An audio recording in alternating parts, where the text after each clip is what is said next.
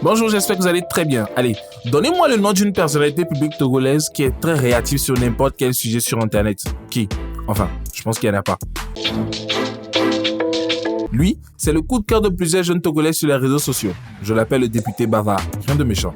Pour faire simple, il est la voix des sans-voix, le monsieur près du peuple. C'est sûr que beaucoup vont se demander de qui parle-t-on ou bien. On parle de Jerry Tama, député à l'Assemblée nationale togolaise et en tant que candidat à l'élection présidentielle au Togo, et c'était en 2015. Le seul député que beaucoup connaissent d'ailleurs. Bon. Il y a le Super Saiyan Abbas Kawa aussi. J'avoue que lui se fait rare cet ancien. On y reviendra. Celui qui est né à Sioux, dans la nuit d'un 2 février, sur quel étage, ça je ne sais pas, ne manque pas de mettre la jeunesse en avant et de les rediriger tout le temps qu'il peut. Sur tous les plans, il est avec la jeunesse et communique assez pour permettre à chacun une certaine visibilité et apprendre de son vécu via ses réseaux sociaux. Justement, et parlant de Facebook, on est d'accord qu'il écrit de longs textes, n'est-ce pas? Je me demande entre ces deux bureaux Facebook et au Parlement, combien de temps il passe en moyenne ici et là? Il a une belle plume, c'est normal. Et pour info, Jerry Tama est un passionné de l'art en général. Même son géniteur Mofi ne peut pas dire le contraire. C'est le député qui n'hésite même pas à organiser des journées portes ouvertes pour tout le monde qui désire le rencontrer. Il s'en fout de ton rat social. Approche-le et pose-lui toutes les questions que tu veux. C'est aussi le député qui, avant de parler, te répète tout le temps. Écoutez, je suis Jerry Tama. Écoutez, ça fait...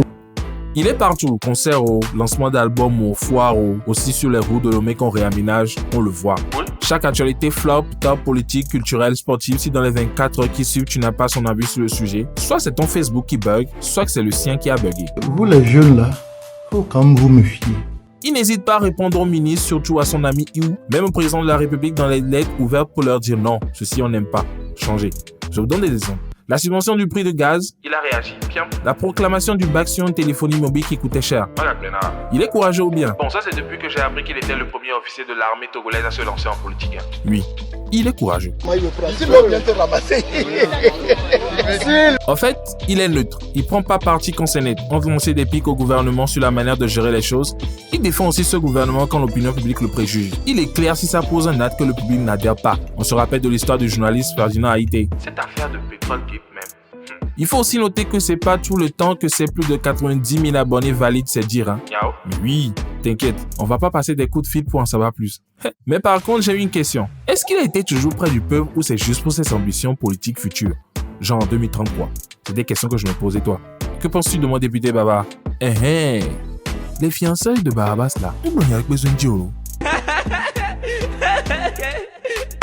Oh, c'est pour ça que tu m'as giflé comme ça.